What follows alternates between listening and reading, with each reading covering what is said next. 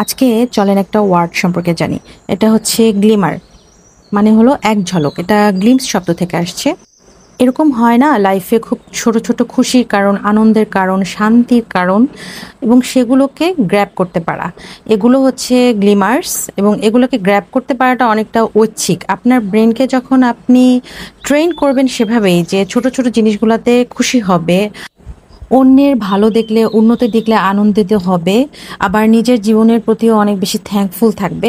এভাবে যদি ট্রেন্ড করতে পারেন, আপনার ব্রেন সেভাবেই ট্রেন্ড হবে। আর আপনি যদি সবসময়ই নেগেটিভ জিনিস নিয়ে ট্রিগার্ড হন, যেমন অন্যের উন্নতি নিয়ে আপনি ঈর্ষান্বিত হন, লোভ, লালসা, পরনিন্দা, পরচর্চা, এগুলোকে যদি সবসময়ই আপনার ব্রেনকে ট্রিগার করতে থাকে, তো ওইভাবেই আপনার ব্রেন ট্রিগার্ড হবে এবং আপনার মধ্যে প্রোডাক্টিভিটি কমবে।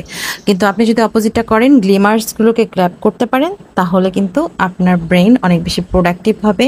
আপনি চিন্তা করতে পারবেন ক্লিয়ারভাবে, আপনি এক্সক্লুড করতে পারবেন, ইনক্লুড করতে পারবেন আপনার লাইফে কোনটা দরকার, কোনটা অদরকার। আর গ্লিমার্সগুলো যদি সত্যি আপনার লাইফে প্রশান্তি এনে দেয়, তাহলে আপনার স্ট্রেস হরমোন কমবে, আপনি রিল্যাক্স ফিল করবেন।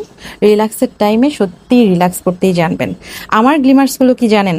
আমার বাসার ছাদে ২ জোড়া পাখি বাসা বাঁধছে, সেগুলো বাচ্চা ফুটাইছে। আবার আমার ডাইনিং টেবিলে শালিক পাখি, চড়ুই পাখি এসে কিচিরমিচির করে, ভাবা যায়। আবার দেখেন বাগানে ছোট ছোট ফুল ফুটে, এগুলোকে আমি ক্লিপ ধরে রাখি। মানে আমি আমার জীবনের গ্লিমার্সগুলোকে গ্র্যাব করার চেষ্টা করি। আপনার জীবনের গ্লিমার্সগুলো কোনগুলো? নাকি আপনি বেশি ট্রিগার হন? তাহলে আজকেই এই ট্রিগার হওয়ার কারণগুলোকে এক্সপ্লোর করুন।